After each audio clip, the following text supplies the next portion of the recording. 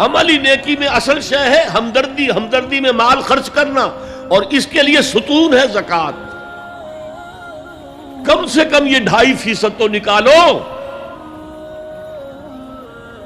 بوتل کا کارک تو کھل جائے،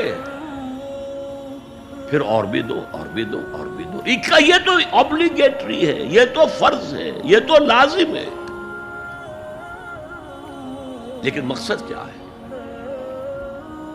اس کو جو سمجھ لیا بس یہی زکوٰۃ ہی ہمارے ذمے میں ہے، وہ بڑے مغالطے میں۔ حضور نے فرمایا صلی اللہ علیہ وسلم، ان فی المال حقا سوی الزکوٰۃ، اے مسلمانوں یہ نہ سمجھنا کہ بس زکوٰۃ ادا کر دی تو تمہارے مال کا سارا حق ادا ہو گیا۔ ان فی المال حقا سوی الزکوٰۃ، تمہارے اموال میں حق ہے اللہ کا زکوٰۃ کے علاوہ بھی۔ اور پھر آپ نے یہ آیت پڑھی، وَآتَى الْمَالَ عَلَىٰ حُبِّهِ ذَوِي الْقُرْبَىٰ وَالْيَتَامَىٰ وَالْمَسَاكِينَ وَابْنَ السَّبِيلِ وَالسَّائِلِينَ وَفِي الرِّقَابِ وَأَقَامَ الصَّلَاةَ وَآتَى الزَّكَاةَ۔ یہاں آتا الزکوٰۃ تو ہے ہی ہے، اس سے پہلے جو آ رہا ہے یہ سرپلس ہے، اس سے آگے کی بات ہے، یہ ایڈیشنل ہے۔ اسی لیے جب انفقوا انفقوا انفقوا انفقوا انفقوا کی جو تکرار ہوتی ہے قرآن مجید میں، تو ایک جگہ پھر سوال کیا صحابہ نے کتنا خرچ کریں؟ فرمایا قل العفو، کہہ دو جو بھی ضرورت سے زائد ہے دے ڈالو، don't accumulate, don't retain any thing.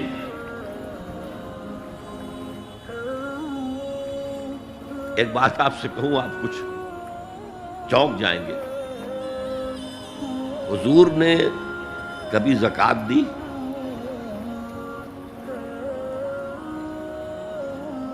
کبھی نصاب کے بقدر پیسہ آپ کے پاس جمع ہوا کہ آپ پر زکوٰۃ واجب ہوتی؟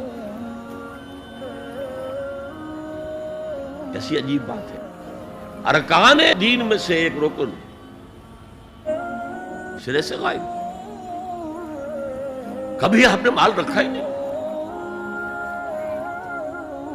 حضور کا اسوہ ہم جانتے ہیں، مسواک کر لی ہے، پائچے جو ہے ٹخنے سے اوپر کر لیے ہیں، یہ اسوہ ہے؟ ہاں ہے، یہ بھی ہے، ٹھیک ہے، سنت ہے، اسوہ تو یہ ہے۔ اور صرف آپ کا نہیں، جنہیں ہم کہتے ہیں فقراء صحابہ، ابو ہریرہ، ابو ذر، سلمان فارسی، علی رضی اللہ تعالی عنہ اجمعین، یہ فقراء صحابہ میں سے تھے، کبھی کچھ نہیں رکھا اپنے پاس۔ میں نے بتایا تھا آپ کو شاید کہ حضرت علی کی جب شادی ہو رہی تھی حضرت فاطمہ سے، کوئی مکان تھا ہی نہیں، کہاں لے کے جائے؟ ایک انصاری نے ایک حجرہ دیا ہے اپنے مکان کا، اس میں حضرت فاطمہ ودا ہو گئی۔ He didn't have any home۔ ابو ذر وہ تو دوسری انتہا کو چلے گئے تھے۔ قانون یہی ہے، حلال سے کماؤ، اگر ایک حد سے آگے بڑھ جائے تو زکوٰۃ دے دو، باقی تمہارے اختیار میں ہے، دینا چاہو دو، نہ دینا چاہو رکھو اپنے پاس۔ قانون اس سے زیادہ آپ کو پابند نہیں کرے گا۔ کبھی بھی آپ نے جبر نہیں کیا، ایمرجنسی میں بھی جبر نہیں کیا۔ ایک واقعہ آتا ہے کہ حضور کو کئی وقت کا فاقہ تھا، تھوڑی دیر کے بعد حضرت ابو بکر آئے، آپ نے چہرے سے پہچان لیا کہ فاقے سے۔ پھر حضرت عمر آئے، پہچان لیا کہ فاقے سے۔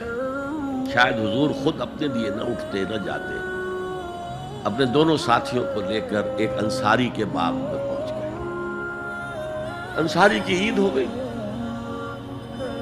فوراً لا کر اس نے کچھ کھجوریں، کچھ انگوروں کے گوشے رکھے۔ اس کے بعد وہ دوڑا چھری لے کر کسی جانور کو ذبح کرنے کے لیے۔ یہ ساری تفسیریں میں کیا بتا رہا ہوں، مال یہ نہیں تھا کہ مدینے میں سبھی فاقے سے تھے، موجود تھے جن کے پاس مال تھا، لیکن جبراً آپ نے کسی سے کچھ نہیں لیا۔ جب وہ چھری لے کر چلا، فرمایا دیکھنا کسی دودھ والے جانور کو نہ ذبح کرنا۔ بہرحال کچھ دیر کے بعد وہ گوشت پکا کر لایا، روٹیاں رکھی۔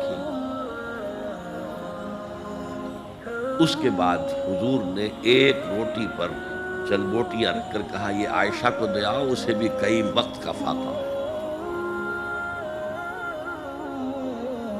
اور پھر حضرت عمر کی طرف رخ کر کے کہا عمر یہ ہیں وہ نعمتیں جس کا حساب دینا پڑے گا اللہ کے۔ وَأَمَّا بِنِعْمَةِ رَبِّكَ فَحَدِّثْ، اور یہ جو فرمایا گیا أَلْهَاكُمُ التَّكَاثُرُ میں نعمتوں کا حساب لیا جائے۔ وَلَتُسْأَلُنَّ يَوْمَئِذٍ عَنِ النَّعِيمِ، فرمایا یہ نعمتیں، یہ ہے اصل میں انفاق کا معاملہ۔ آپ کے اس پر چھوڑ دیا گیا ہے، جتنا بھی آپ میں جذبہ ہے، جتنا بھی آخرت کا یقین ہے، اتنا ہی آپ پسند کریں گے کہ آخرت کے بینک میں جمع کرائیں، یہاں کے بینکوں میں کیوں جمع کرائیں؟ یہاں کتنا دے دیں گے آپ کو؟ 10%، 20%، وہاں 700% ملتا ہے۔ 700% نہیں، 7,000، 700 گنا۔ Why to keep it in these banks؟ حضرت مسیح کا جو پہاڑی کا واس بہت مشہور ہے، سرمن آف دا ماؤنٹ، بڑے پیارے الفاظ ہیں، میں آپ سے اپنا تاثر عرض کیے بغیر نہیں رہ سکتا۔ جہاں تک مواعظ کا تعلق ہے، جو حضرت مسیح کے مواعظ آئے ہیں ان سے اونچے واعظ کوئی ممکن نہیں۔ اسی میں یہ جملہ بھی ہے، دیکھو اپنا مال زمین پر جمع نہ کرو، جہاں چوری بھی ہوتی ہے ڈاکہ بھی پڑتا ہے، کیڑا بھی خراب کرتا ہے۔ آسمان پر جمع کرو، جہاں نہ چوری کا اندیشہ، نہ ڈاکے کا خوف، نہ کیڑا خراب کر سکے۔ اس لیے کہ میں تم سے سچ کہتا ہوں کہ جہاں تمہارا مال ہوگا وہیں تمہارا دل ہوگا۔ مال یہاں ہوگا تو دل اٹکا ہوا ہوگا، اور فرشتے اس طرح گھسیٹ کر کھینچیں گے آپ کی جان کو جیسے کہ سیخ پر سے کباب کھینچا جاتا ہے۔ اگر دل وہاں لگا ہوا ہے،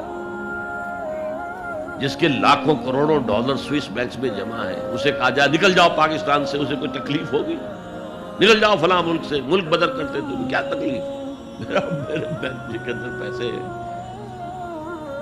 البتہ جس کا باہر کچھ نہ ہو، اسے اگر یہ دی جائے سزا تو اس کی تو جان پر بن جائے گی۔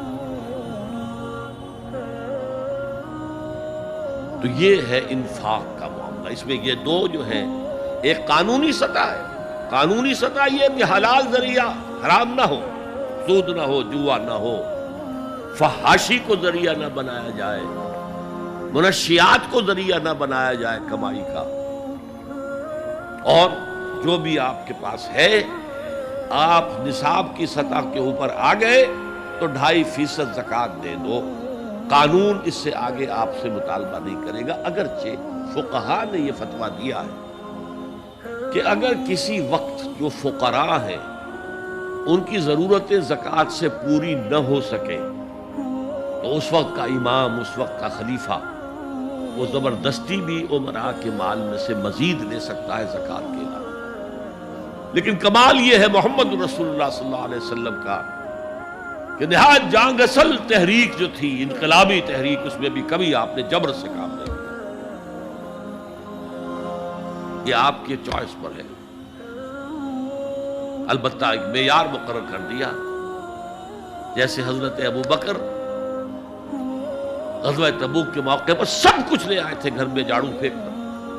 عام حالات میں یہ نہیں، ایک شخص آئے صحابی انصاری، میں اپنا سب کچھ اللہ کی راہ میں دینا چاہتا ہوں، فرمایا نہیں، تم چاہتے ہو کہ اپنے ورثاء کو غریب اور فقیر بنا کر جاؤ؟ اس نے کہا اچھا میں آدھا جو، نہیں آدھا بھی بہت ہے۔ فرمایا تہائی دیتا ہوں؟ فرمایا ہاں تہائی کافی ہے، بس ثلث و کثیر، اور ثلث بھی بہت ہے۔